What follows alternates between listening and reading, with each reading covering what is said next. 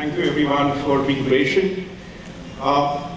So China was roughly at $5 trillion of economy in 2009-2010.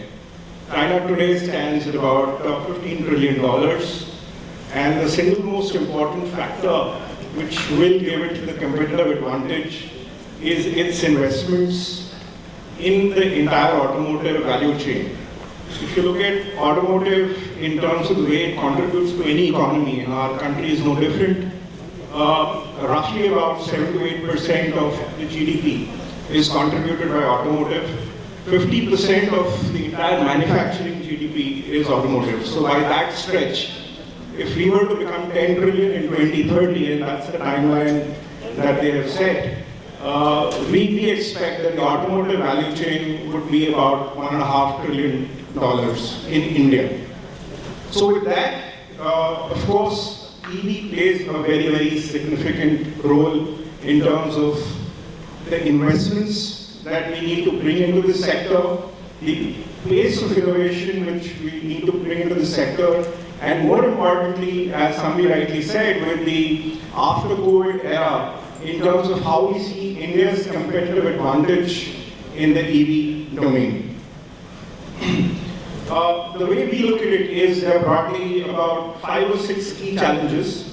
One is India's own control on the rare earths, because battery being the most significant component, the cobalt, manganese, lithium, and so forth, do we really control those set of natural resources? So resilience in the rare earth supply chain, the real shortage of semiconductors and battery equipment as we face it, and government is taking significant steps, but that's the biggest one. Battery comprises of 60% of the EV cost. And in terms of when you go and buy an EV vehicle and you look at battery replacement costs for you over the total life cycle of the vehicle, you will end up spending 50 to 60% on the battery. Of course, with all of this is the need to innovate very, very quickly, and the pace, and we need to get our innovations first time right in this domain. So how do we test beta versions of technology? How quickly we come out with failures, lessons learned, and sort of loop it back into the R&D value chain becomes extremely important.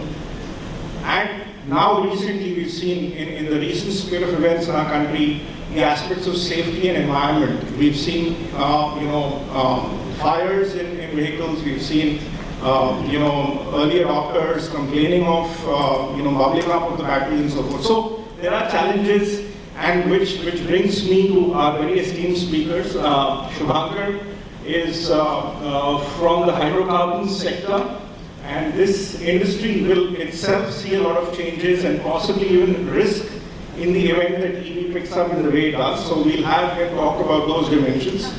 And we have Abhijeet, who joins us from the ministry. Abhijeet's organization, the Ease of Doing Business, has been singularly responsible for a lot of the innovations to come to the fore, and more importantly, the results from that innovation getting tweaked back into the policy. So we'll hear Abhijeet speak about that. So Subhankar, first question to you. You've been in the business of refining petroleum and gasoline.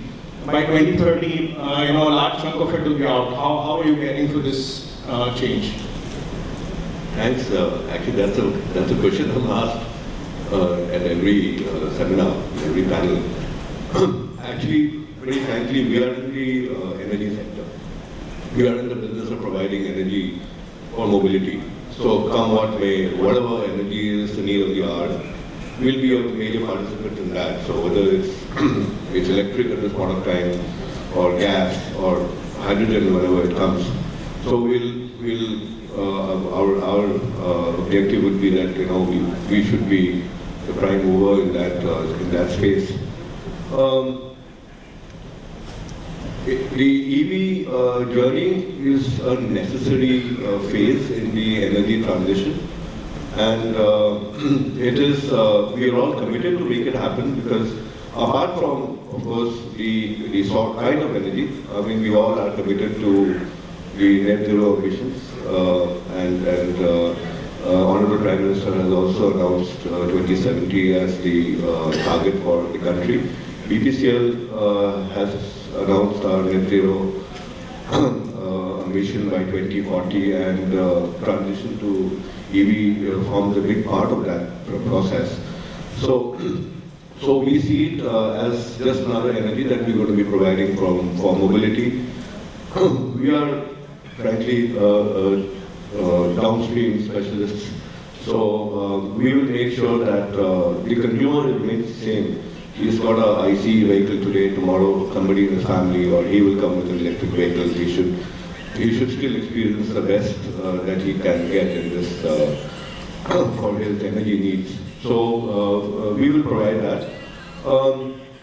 Maybe as we go along, we can talk about displacement of hydrocarbons. I mean, from the way we see it, for our country, which is for economy which is growing at 8-9% GDP, there's going to be space for everyone. So we saw it when CNG came in. I mean, people talked about, oh, CNG is going to completely replace the conventional hydrocarbons, but CNG is growing at high double digits. Normal conventional fuels are growing. Petrol last year grew at almost double digits. Much cleaner. We are at BS6. We jumped from BS4 to BS6, so that was a big leap of faith by the government. So much cleaner fuels, much lesser emissions. So there's going to be space for everyone. EV will be there. EV will grow. We will find better ways of dealing with the conventional fuels. We will have much cleaner fuels at that point of time. But I think there's space for everyone. We believe that it's the speed to market and it's the quality of the last mile fulfillment that we need to provide to the consumer. It's any form of energy. I think that is going to be the mainstay. Energy is going to be, I think, a big driver for the economy. So that's not, we don't see it as much of a hurdle. It's a welcome transition. And I think, like you said, you own literally the last mile dispensation. So we'll speak a little bit more as we go along on those dimensions. Abhijeet, China at the last count in the EV domain had more than 1,000 new age companies which are less than 5 years old, invested in some form, either R&D around the hardware or manufacturing or even the software that goes into the integrated devices. We believe in India that the EV, sustainable growth of EV as a sector will be an ecosystem play, which means bringing a lot of different types of partners. So what is the government doing in that area in bringing not only startups but then established companies together to make adoption a success? I think government has been doing a lot of things. It would not be possible to comprise all of them in few minutes, but definitely those areas where we have been working is to primarily make an emerging technology landing smooth in India. When it comes to adopting a technology on mass level, it requires a lot of components, which includes standardization, which includes a ready-made policy, which most of the cases, most of the times not possible, not readily available there. So how do we make those policies for manufacturing? Because manufacturing technology are those decisions who are not decided on 1 or 2 year basis. They are decided on 10 years, 15 years ahead. So how do we create those policies? There are only two ways. One, a policy gets inspired from another policy. Maybe some other country which is ahead of us, China, Finland, Sweden, Denmark, any country which is working good in mobility, we can get inspired.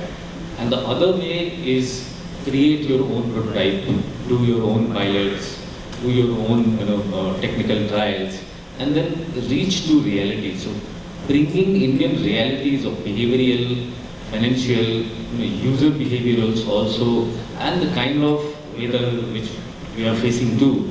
These all components sometimes get missed out if we do and control copy best. Sometimes even if we try to modify in a principled manner that okay, India may behave like this, still we run out of practical approach. So what we have tried to do in more than 18 technologies, doing small pilots of technologies which are adoptable, which are existing, but not at mass scale. why they are not at mass scale, there might be n number of reasons. There might be faulty procurement process. We try to procure things, everything from L1, L2 manner, where a lot of technology may be slightly expensive in the beginning, but when they are adopted on mass level, they are very, very potential to transform that entire sector into a different level. So be it IoT, be it machine learning, 3D printing, robotics, electric mobility, all of them, they were very promising, and I think majority of them, where we have done pilots and the ease of doing business, they brought very dynamic changes. So if you look at the government perspective, government is working on the agenda and the pattern of reform, perform and transform. So where do we need to do reform? There might be in financial or the way we standardize, certify that technology, their devices, their networks, and when it comes to perform, we will have to join hands together and work on ground so that adaptability, retail, their market, their behavior, their certification, their finance, their insurance, they all come together to at least perform in one sync. That one sync is called pilot. That one sync is called prototype. And once we do this reform perform, then I can guarantee, I can give you an assurance that transformation which we can expect from that emerging tech is not far. Thanks, Abhijeet. I think the pace at which this needs to be done and the way the lessons learned have to be channeled back. I think you're playing a very important role. Subhankar, you said that the last mile dispensation has been with you for many decades. What